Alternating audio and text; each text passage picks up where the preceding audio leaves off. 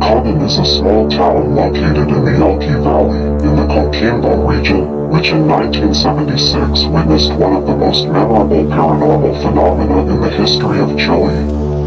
It all began one summer afternoon when a young agricultural technician, Nicasio Torres, ran to the house of his neighbor, Gabriel Orrego, in search of help.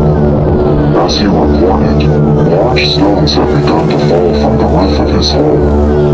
Orrego did not believe his words and thought it was a hallucination caused by stress, so he asked him to calm down. Return home and talk to him the next day. Torres returned to Gabriel's house the next day, recounting other unexplained events, but he didn't get the help he was hoping for either. It was on the third day that Orrego agreed to accompany him home to show him that it was all a figment of his imagination. According to the portal of Los Del Norte, the neighbor, accompanied by his nephew Angel and a friend, Manuel Melo, walked to the house where everything looked normal. Before leaving, Manuel decided to go to the well at the back of the house to get some water. As he was about to leave, he saw a stone pass by his feet and enter the house. Surprised, he thought it was someone playing a joke on him, but when he was about to start complaining, another rock fell on his shoulder. Fact or fiction, the group decided to spend the afternoon at the house to find out what was going on. When they did not get any answers, late at night, they decided to leave, however. An inexplicable event forced them to stay there. A rag doll that Nicasio's wife used to stick needles and sewing pins fell from the wall where it wasn't without anyone being able to explain it. Jumped from the floor onto the body of the couple's daughter who was in her mother's arms. She then jumped out of one of the open doors and was found in the chicken coop the next day. After that episode, things got worse. Not only were rocks no longer the problem, but now doors and windows began to open on their own, and corpse bones began to fall from the roof.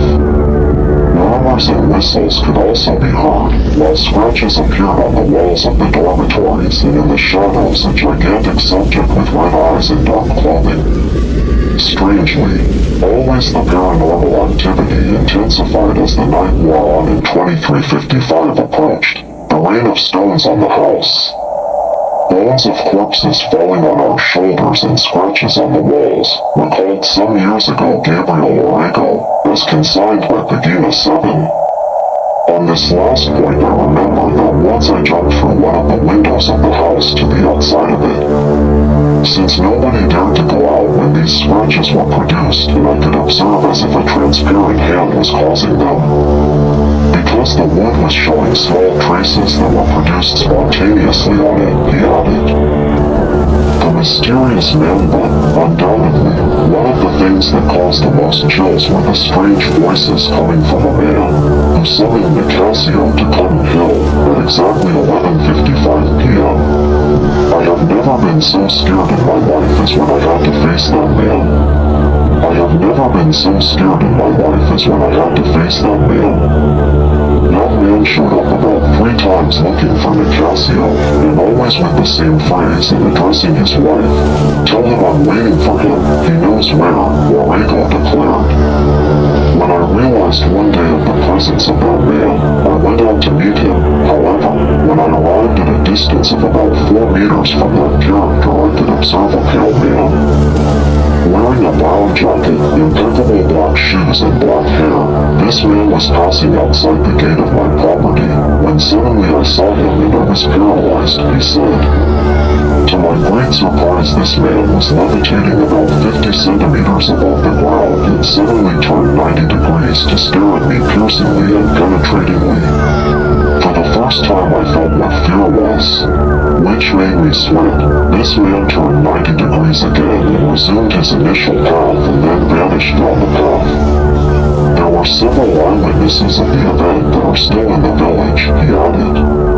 To find out what was going on, a small group met at the house to hold seances, one of which was interrupted by the military, who took all those who were participating in the seance into custody for meeting illegally. Upon regaining their freedom, the Torres family decided to leave the house, after which the paranormal events stopped. Today the house remains abandoned and forgotten.